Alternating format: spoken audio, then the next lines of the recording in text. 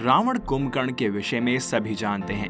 भारतीय पौराणिक शास्त्रों में रावण कुंभकर्ण का खूब वर्णन है।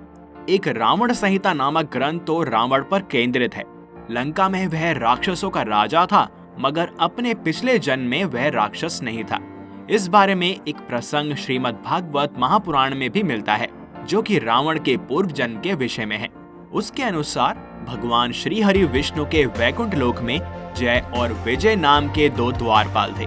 यह कथा भी बहुत से लोगों को पता है कि किस प्रकार जय और विजय का बार बार धरती लोक पर यानी कि मृत्यु लोक पर जन्म हुआ, और वो भी राक्षसों के रूप में। लेकिन रामचरितमानस में एक और लेख मिलता है, जहाँ पर तीनों भाई यानी कि रावण, कुंभकर्ण और विभीषण के पूर्व जन्म का उल्लेख मिलता है। और आज हम इसी प्रसंग के विषय में बात करेंगे, तो इसलिए एंड तक हमारे साथ बने रहें। किंतु आगे बढ़ने से पहले अगर आप चैनल पर नए हैं तो इसको सब्सक्राइब कर लें और बेल आइकन को प्रेस करना ना भूलें और हमारे साथ बोलें जय सिया राम, जय जय सिया राम। ये कथा श्री रामचरितमानस में दी गई है। कथा मानस के बाल कांड में 152 दोहे से आरंभ होकर 175वें दोहे पर समाप्त होती है। इस कथा के अनुसार कैकय देश में सत्यकेतु नामक एक राजा था, जो सदैव धर्म पूर्वक राज्य करता था और प्रजा का हर प्रकार से ध्यान रखता था। उसके दो पुत्र थे, प्रताप भानु एवं अरिमर्दन। प्रताप भानु ज्येष्ठ और अत्यंत न्यायप्रिय था, जिसे देखकर सत्यकेतु ने उसे राजा बना दिया और स्वयं वानप्रस्थ ले लिया। अरिमर्दन संसार का सबसे बलिष्ठ योद्धा था, जिसने अपने बल से अपने भाई के राज्य को निष्कंटक बना दिया। उनका धर्मरुचि नाम का एक अति बुद्धिमान मंत्री था, जो उन्हें सदैव सही सलाह देता था। प्रताप भानु स्वयं महावीर था और अपने छोटे भाई के बल और अपने मंत्री की नीतियों के कारण उसने आक्रमण कर समस्त पृथ्वी को जीत लिया। जिसने उसका आधिपत्य स्वीकार नहीं किया, वह मृत्यु को प्राप्त हो गया। अंततः उसने 7 द्वीपों को जीत लिया और चक्रवर्ती सम्राट बना। संपूर्ण पृथ्वी उसके अधीन थी और वो न्यायपूर्वक इंद्र की भांति इस धरा पर शासन करने लगा। कहा जाता है कि शास्त्रों में जितने प्रकार के यज्ञ बताए गए हैं, उन सभी को उसने हजार हजार बार किया। उसके रक्षण में संपूर्ण प्रजा प्रसन्न और सुरक्षित थी। एक बार वो आखेट के लिए वन गया, जहां उसने एक अद्भुत शूकर को देखा, जो वास्तव में कालकेतु नामक राक्षस था। राजा उसके शिकार के लिए उसके पीछे भागा, किंतु शूकर रूपी वह राक्षस चपलता पूर्वक वहां से भाग गया। प्रताप भानु ने कई बाण चलाए, किंतु वह शूकर सबको छकाता हुआ भागता रहा और अंत में एक गुफा में जा छिपा। राजा को शिकार तो नहीं मिला, पर वो उस घने वन में भटक गया। बहुत समय तक वो भूख प्यास से त्रस्त उस वन में भटकता रहा। अचानक उस बियावान वन में उसे एक आश्रम दिखा, और जब वह वहां पहुंचा तो उसे एक बड़े तेजस्वी महात्मा दिखे। वास्तव में वो एक राजा था, जिसका राज्य प्रताप भानु ने छीन लिया था और उसे युद्ध क्षेत्र से भागना पड़ा था। अब वो इस जंगल में एक तपस्वी की भांति रहता था। उसके वेश के कारण प्रताप भानु तो उसे नहीं पहचान सका, किंतु उस राजा ने प्रताप भानु को पहचान लिया और उसने प्रताप भानु से अपने अपमान का प्रतिशोध लेने का यह उचित अवसर समझा। उसने राजा को निकट के सरोवर में स्नान करने भेजा, और जब राजा स्नान कर अपनी थकान मिटा चुका था, तब तपस्वी ने उसे भोजन और जल दिया। भोजन समाप्त होने के बाद उस तपस्वी से राजा ने वापस जाने की आज्ञा मांगी, तो उसने कहा कि रात हो गई है और नगर यहाँ से 70 योजन दूर है, अतः आज तुम यहीं विश्राम कर लो। तो राजा ने उसकी बात मान ली। तब तपस्वी ने राजा से उसका परिचय पूछा। राजा ने एक अनजाने व्यक्ति को अपना वास्तविक परिचय देना उचित नहीं समझा और उसने कहा कि हे महात्मा, प्रताप भानु नामक एक राजा है, मैं उसी का मंत्री धर्मरुचि हूँ। वो तपस्वी तो जानता था कि राजा झूठ बोल रहा है, इसीलिए उसने कहा, पता नहीं तुम मंत्री कैसे बन गए, जबकि तुम्हारी मस्तक की रेखा देखकर मैं बता सकता हूँ कि तुम्हें एक चक्रवर्ती सम्राट होना चाहिए। इस सत्य को सुनने के बाद प्रताप भानु उस तपस्वी को त्रिकालदर्शी समझने लगा। उस तपस्वी ने भी जानबूझकर उसके बारे में सभी कुछ बता दिया जो उसे ज्ञात था। परिणाम स्वरूप कुछ ही समय की बातचीत से प्रताप भानु उस तपस्वी का भक्त हो गया। राजा ने उस तपस्वी से उसका परिचय पूछा, तो उसने कहा कि हम तो साधु हैं और सदा ही इसी वन में रहते हैं। आज तक तुम्हारे सिवाय किसी को दर्शन नहीं दिए, किंतु तुम्हें देखकर हमारा मन प्रसन्न हो गया। हमारा नाम एक तनु है। तब राजा ने उससे उसके नाम का अर्थ पूछा, तो उसने कपट पूर्वक कहा, जब सृष्टि का आरंभ हुआ तो स्वयं ब्रह्मा जी ने मुझे जन्म दिया।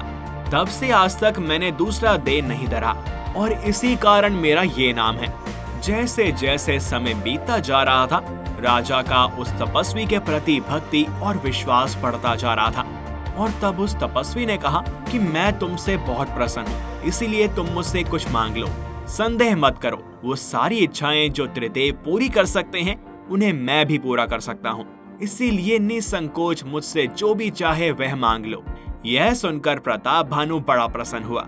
उसने उस तपस्वी से कहा, प्रभु, ये मेरा सौभाग्य है कि आपने मुझे वरदान के योग्य समझा। यदि आप प्रसन्न हैं, तो मुझे यह वर दीजिए कि मेरा शरीर वृद्धावस्था, मृत्यु और दुख से रहित हो जाए। मुझे युद्ध में कोई जीत ना सके और पृथ्वी पर अगले 100 कल्पों तक मेरा शासन रहे। वो कपट से भरा तपस्वी बहुत प्रसन्न हुआ। उसने पुनः कपट पूर्वक कहा, तथास्तु, आज से तुम त्रिदेवों के लिए भी अवध्य हो। यह सुनकर राजा भक्ति पूर्वक उस तपस्वी के चरणों में गिर गया। तब उस तपस्वी ने कहा, किंतु एक बात सदैव स्मरण रखना कि केवल ब्राह्मणों के हाथों ही तुम्हारा अहित हो सकता है। यदि तुमने सभी ब्राह्मणों को अपने वश में कर लिया तो ब्रह्मा, विष्णु, महेश भी तुम्हारे अधीन हो जाएंगे। इस पर राजा ने कहा, हे प्रभु, मेरे गुरु तो आप ही हैं। अब आप ही बताइए कि मैं किस प्रकार ब्राह्मणों को अपने वश में करूं। तब उस कपटी तपस्वी ने कहा, मैं ऐसी रसोई बना सकता हूँ जिसे बिना जाने कोई भी खाएगा तो वो तुम्हारा दास हो जाएगा। मैं कभी इस वन से बाहर नहीं गया, किंतु तुम्हारे प्रति जो मेरा प्रेम है उसके कारण मैं तुम्हारे राज्य में आऊंगा। अब तुम सो जाओ, मैं अपने तप से तुम्हें तुम्हारे अश्व सहित तुम्हारे राज्य पहुंचा दूंगा। 3 दिन बाद मैं रूप बदलकर तुम्हारे राज्य आऊंगा और इस कथा को बताऊंगा, जिससे तुम मुझे पहचान लेना। राजा ने उसके चरणों में सर नवाया और सो गया। उसी समय कालकेतु, वह शूकर रूपी राक्षस जिसने राजा को भटकाया था, वो वहां पर आ गया। वो उस कपटी तपस्वी का मित्र था। उस तपस्वी ने उसे सारी बात बताई तो वह भी बड़ा प्रसन्न हो गया। उसने कहा, आज इस दुष्ट ने मेरे प्राण लेने का प्रयास किया, अब मैं तुम्हारी योजना से ही इसका नाश करूंगा। यह कहकर उसने अपनी माया से प्रताप भानु को उसके अश्व सहित उसके राज्य में पहुंचा दिया। जब राजा अगले दिन उठा तो स्वयं को अपने राज्य में पाकर उस तपस्वी पर उसका विश्वास और अडिग हो गया। 3 दिन प्रताप भानु के लिए 3 युग के समान बीते। तीसरे दिन कालकेतु राक्षस ने राजा के पुरोहित का हरण कर लिया और उसका वेश धरकर उसके पास पहुंचा। उसने पूरी घटना राजा को बताई तो उसे यह विश्वास हुआ कि ये वही महात्मा हैं जो उसका उद्धार करने आए हैं। उसके कहने पर राजा ने 10,000 ब्राह्मणों को भोज का आमंत्रण दिया और उसके आमंत्रण पर सभी ब्राह्मण भोजन करने आए। उधर पुरोहित रूपी वो राक्षस भोजन बनाने बैठा और भोजन में अनेक पशुओं के साथ ब्राह्मणों का मांस भी मिला दिया। इससे अनजान उस भोजन को राजा स्वयं अपने हाथ से परोसने लगा।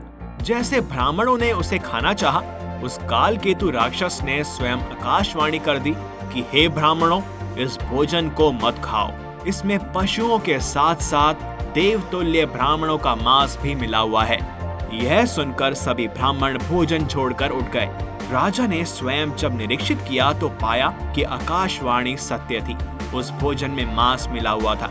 यह देखकर ब्राह्मणों ने क्रोधित होकर उस राजा को श्राप दे दिया, हे राजन, तुमने आज मनुष्यता छोड़कर राक्षसों का कृत्य किया है, इसीलिए जाओ और अगले जन्म में अपने कुटुंब सहित राक्षस कुल में जन्म लो। अब से 1 वर्ष के भीतर तुम्हारे समस्त कुल का नाश हो जाएगा। राजा ने ऐसा श्राप सुना तो वह भय से मूर्छित हो गया। उधर उस राक्षस ने जाकर यह समाचार उस तपस्वी को दिया। उसने सभी पराजित राजाओं को इकट्ठा किया और एक साथ प्रताप भानु पर आक्रमण किया। राजा का बल कुछ काम नहीं आया और वह अपने कुटुंब सहित मृत्यु को प्राप्त हुआ। सभी राजा पुनः अपने अपने राज्यों पर आसीन हुए और वो तपस्वी राजा अपने राज्य के साथ प्रताप भानु के राज्य का भी स्वामी हुआ। ऋषियों के श्राप के कारण ही प्रताप भानु अगले जन्म में राक्षस राज रावण के रूप में जन्मा। उसका छोटा भाई अरिमर्दन महारथी कुंभकर्ण के रूप में जन्मा। उसके मंत्री धर्मरुचि ने भी राजा के पाप का फल भोगा, किंतु निरपराध होने के कारण वो श्रीहरि के भक्त विभीषण के रूप में जन्मा। तो जीवन तो एक पहिया है जो कि हमें हमारे कर्म अनुसार फल देता है। इसलिए हमारे साथ एक बार पुनः बोलें, जय सिया राम, जय जय सिया राम। इस वीडियो में बस इतना ही। आपको यह कथा जानकर कैसा लगा हमें कमेंट करके अवश्य बताएं। और अगर आपको वीडियो पसंद आई हो तो इसे लाइक करें व अन्य भक्तों के साथ शेयर करें। साथ ही चैनल को सब्सक्राइब और बेल आइकन को प्रेस करना ना भूलें। मिलते हैं आपसे अगली वीडियो में और भी रोचक कथाओं के साथ। तब तक के लिए हरिओम। भगवान से जुड़े रहस्य, लोक कथाएं और सच जाने तेरे मेरे राम ऐप पर। भगवान के सच्चे भक्तों के लिए प्रभु से सदैव जुड़े रहें। भक्तों के लिए राम का नाम सर्वप्रथम और तेरे मेरे राम ऐप के लिए राम के भक्त सर्वप्रथम। पूजा विधि, आरती संग्रहालय और भक्ति से जुड़े सभी बातों का समागम। तेरे मेरे राम ऐप डाउनलोड करें और प्रभु से जुड़ाव महसूस करें।